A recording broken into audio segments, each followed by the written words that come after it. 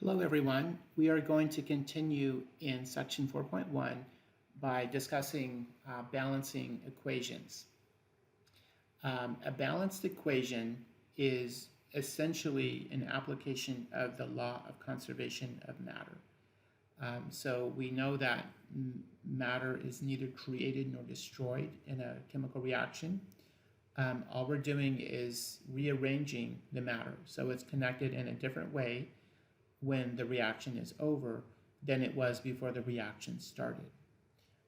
And so what that means is that the total number of atoms of each element is going to be the same from one side of the reaction to the other. And we're showing that here by looking at the reaction we had in the first video. So let's go back up. We had this as our chemical equation, and we can look, and this is a balanced chemical equation, and we can look at any of the elements in that equation and see that we have the same number from one side to the other. So let's go ahead and look at that.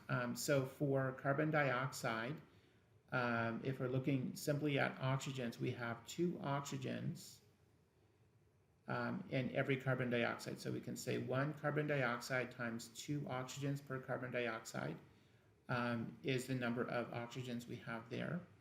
And then likewise for the water, we have two waters, so we have a coefficient of 2 on the water, and we have, in this case, one oxygen per molecule. So we have 2 here, and we have 2 here, so we have a total of 4 oxygen atoms on the product side of that reaction. And we can see we get to 2 in a different way. In one case, it's based on the subscript, and the other case is based on the coefficient.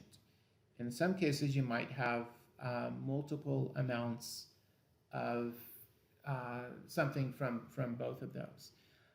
So what we can do is we can check if an equation is balanced by doing this sort of a calculation.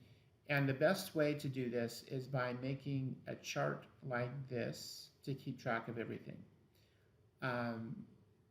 So you have each of the elements that show up in the reaction. In this case, we have carbon, hydrogen, oxygen.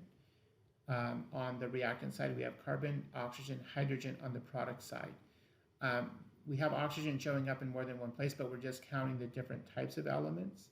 So that counts as one thing. We should have the same on each side. If we had, say, a lead on one side and no lead on the other side, that would be a problem. And it's a problem that can sometimes be taken care of, but that's more advanced than what we're going to get into in this course. So what we do, we found 3 different elements. So we put those elements in the table, and then we do the reactant side. So for each of the elements, we count how many are on the reactant side. So 1 carbon, we have 4 hydrogens, 4 times 1, and we have 2 oxygens. Okay, we already did well, that was for the other side. So, but we have 2, let's actually talk about oxygen. Coefficient of 2, subscript of 2, so 2 times 2 is 4 oxygens. We do the same thing on the product side, so 1 carbon. For hydrogen, we have 2 times 2 is 4, similar to what we did for the oxygen. And then for the oxygen, we have 1 times 2 here, 2 times 1 here, so 4 oxygen. One of the things that will often come up in balancing equations is the oxygens will often be pretty complicated by showing up in a few different places, often with carbon dioxide and water for this type of reaction. Then what we do to check if it's balanced is we look at each element and see if the reactant and product side are the same. So 1 and 1 are the same, 4 and 4 are the same, 4 and 4 are the same. So each of these elements is balanced. It's important to go through and make a table like this because it's easy to balance one part of the reaction, but when you do it, throw off another part of the reaction. So it's kind of like the Rubik's Cube where you get one side to work, and then the other sides don't work. I never figured out the Rubik's Cube, but I was able to figure out balancing chemical equations. Here we're looking at an unbalanced equation, and this is actually a great example to look at, because the easy thing you could try if you wanted to try to balance it is you say, okay, there's two hydrogens, one oxygen, two oxygens. Why don't we just put a 2 right there? If we put a 2 right there, it would balance. But that's not allowed, because when you're doing that, you're actually saying something very different. You're saying you have a different chemical reaction than the one you actually have. And particularly for this reaction, you're saying you have hydrogen peroxide instead of water. Now, if you think about, if you go to get a glass of water and it turns out you had hydrogen peroxide, there's a really big difference there between those, right? You would be quite surprised by the result of that. So we want to just be aware that we don't change the subscript when we balance equations. We can only change the coefficients. Okay, subscripts are part of the substances in the reaction. Coefficients are the thing that we're allowed to change. Okay, so in this case, again, we can see that it is not balanced because we don't have the same number of oxygens, and we can't put in a subscript. So what we have to do is we have to change the coefficients, and we might have to do that in a series of steps. There isn't one great coefficient to put on here anywhere that just balances it all in one step. What we do instead is we balance it kind of one piece at a time. So for the oxygen, when we start, the oxygen is the part that's not balanced. So we can start by saying, okay, well, let's balance the oxygen. We can do that by putting a coefficient of 2. And we have 2 times 1 is equal to 2. So that's balanced, but now we've thrown off the hydrogen. Okay, so the hydrogen was balanced, and now we have 2 times 2 is 4. 2 are different, so it's no longer balanced. Okay, so this is a great example of where you can balance one part, but the other part is not balanced. So then we have to do one more step to then balance the hydrogen. And what we're doing there is then we're putting a coefficient in front of the hydrogen as well. So then we have 2 times 2 is 4, and then that equals the 4 that we had. Okay, so now they are both balanced, and we have a balanced chemical equation.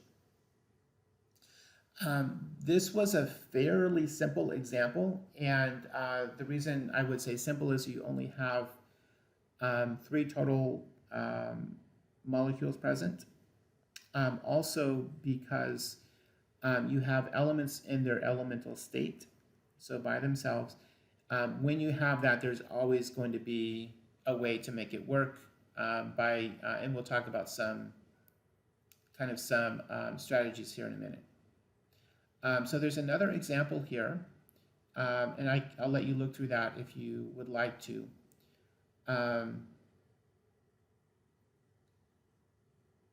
Let's look at this one a little bit, because it's a little bit more complex, and it illustrates something that does come up, again, specifically with oxygen when you're balancing an equation.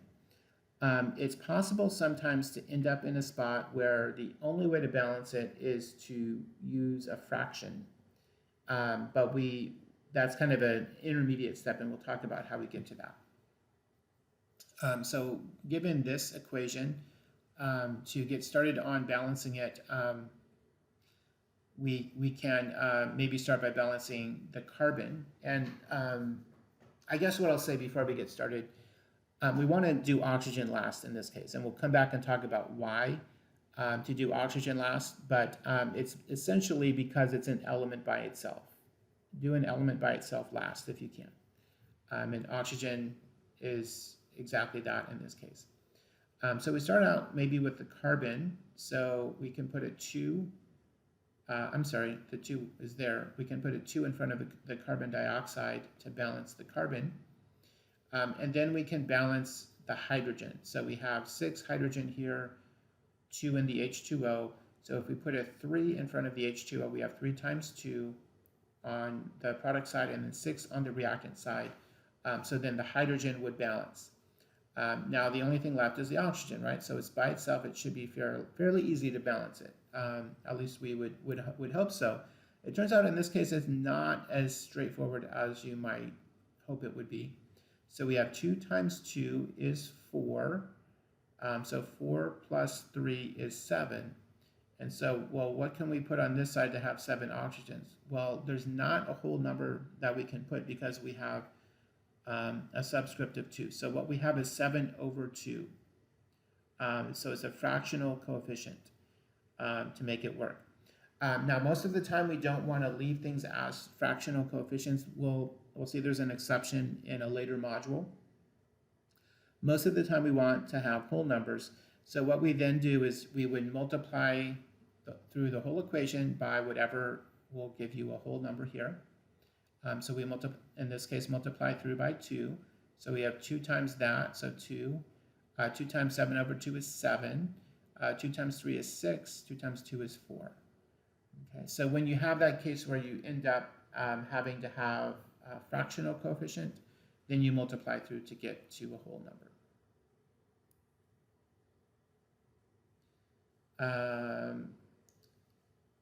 And then I want to go ahead and show you this tutorial a little bit. So in general, the best way to learn how to balance chemical equations is by getting a lot of practice. So you'll get some on the homework. There's some worksheets. You can share some of those to the discussion boards. However, getting some immediate feedback could be helpful in something like this, where it is sort of a more iterative process where you're kind of repeating steps to get to where you're going. So let me go ahead and open the tutorial, and we'll talk about this a little bit as something you can look at. So this is called, this is a PhET. It's from the University of Colorado. They make simulations in chemistry and physics. So you should be able to open this. You might need to download it depending on the device you're using. And so there's an introduction, and then there's a game, and you can do as much as this as you want. So you basically will adjust. You know what I'm going to do? I'm going to do the one we already know, because you already know the answer to this one. That way I don't spoil the other ones for you. So we have 1 carbon. So we put 1 for each of those. We have 4 hydrogens, so we can do that by putting 2 of those. And then we have, over here we have 2 plus, we have 2 oxygen here, 2 oxygen here, so 4. So if we put 2 there, then it works. And then the smiley face is showing up, telling you that you did it correctly. There's also, let's see, there's also this one as well, where you get some additional practice. So you can do, level 1, level 2, level 3, however much you want to get some practice on balancing equations. I did want to talk about one additional thing. We've talked a little bit about some of the guidelines here, but the main guideline I would tell you is that if you have an element by itself, save it until the very end. Try to do that at the end, because again, you can put whatever number you need to there to make it work, and if it ends up as a fraction, you can multiply through. Most of the time, that works very well. There are a few exceptions, but that's a good baseline. So please get some practice with this, and that will wrap up this second part of section 4.1.